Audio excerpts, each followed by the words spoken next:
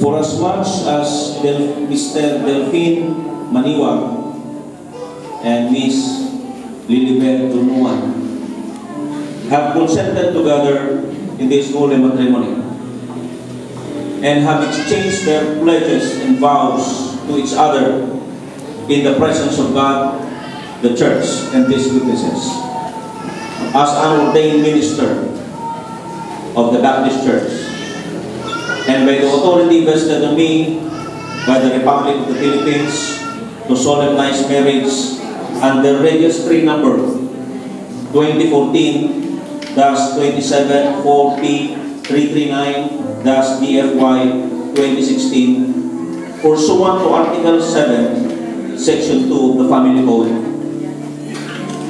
The Family Code of the Philippines and the Office of the Civil Registrar Administrative Order Number 1, Series of 2007, with the territorial jurisdiction covering the entire Philippines.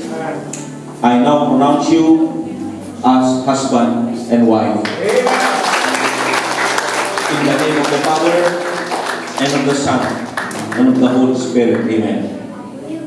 Mr. Delphine Maniwag, you may now legally kiss the bride.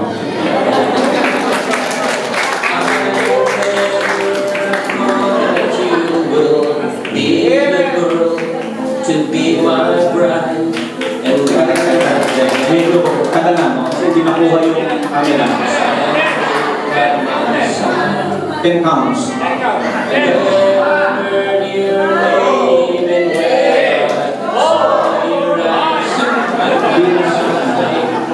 Okay, you may face the crowd.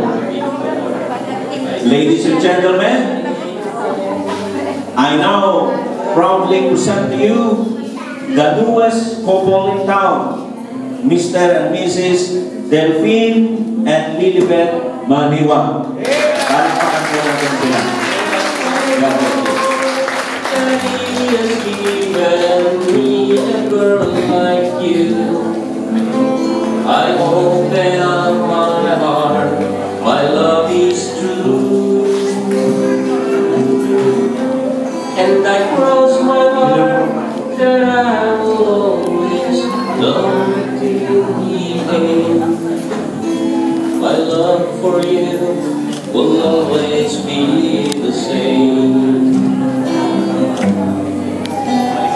Now I try my best to give you all the things you're dreaming for, and I will always try to be the man you're looking for.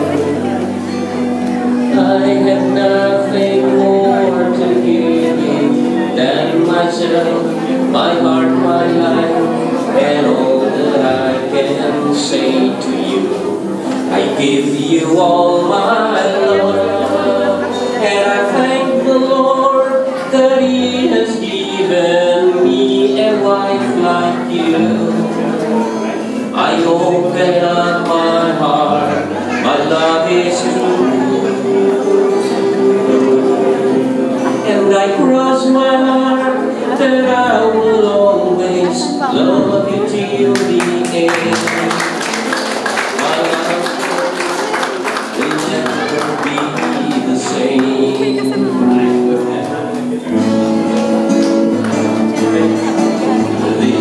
Isabot na bumabagan.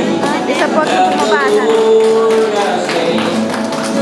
And I'm so glad He made you.